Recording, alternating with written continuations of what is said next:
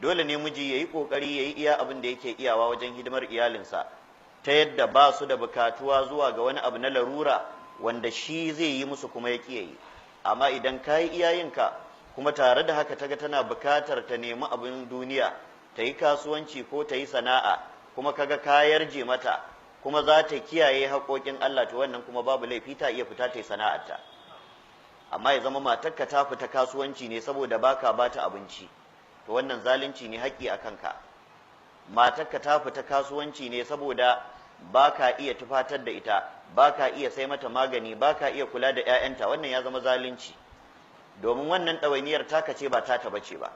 Ita kan komai ta je ta nema ne dan kanta, ba dan abin da ya zama wajibi kai mata ba. In kuma ita ce dan ganin damarta kuma ta yi, to wannan kuma babu laifi. Da haka Ubangiji subhanahu wataala ya hana kuntatawa mata, wanda da yawa daga cikin maza a yau suna irin wannan. Idan yaga tana aiki to ya daina mata dinki, sai dai ta yi da kanta. In tana sana'a ya daina bata kuɗin magani, ya daina bata isasshen kuɗin cefane. In ta magana to ba kina sana'a ba, to kaga wannan ka buɗe hanyar raini tsakaninka da matarka, har ma da 'ya'yanka. Domin daga lokacin da matarka ka gaza ɗaukar ɗawainiyar ta, raini ne zai shiga tsakaninku. Tana raina ka, 'ya'yanta za su biyo baya.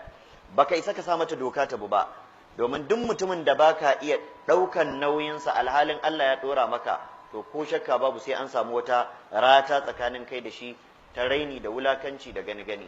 Shi yasa sau da dama nakan gaya mana, yana daga cikin sirrin da ke sa namiji ya fi ƙarfin gidansa ya zama yana ɗaukan nauyin iyalansa.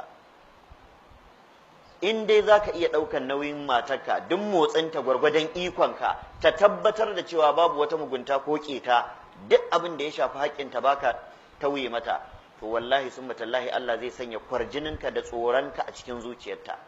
Dole ta girmama ka, kafi ƙarfin wulaƙanci. To haka ƴaƴanta za su taso akan wannan tsari.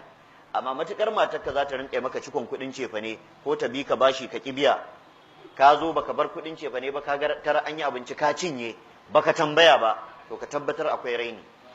Wata ran zaka zo ka tarar bata nan, ina kika je, ina ruwanka, nema na je yi, kuma ka isa ka ce dan me, tunda baka nemo ka kawo ba, ka hana ta fita.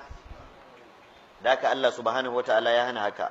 Mazan da suke wannan suna haifarwa da kansu wulakanci, sannan kuma suna taimakawa wajen lalacewar tarbiyyar al'umma. Domin da zarar mace ta raina mijinta, 'ya'ya sun raina ubansu, tarbiyya ta lalace. Sai kaga kana magana tana amsawa, kana magana tana mayarwa, kana magana tana tsaki. Bahaushe ya ce wai mace ta raina miji, kai magana ta ce ba wani auki. Allah ya kiyaye.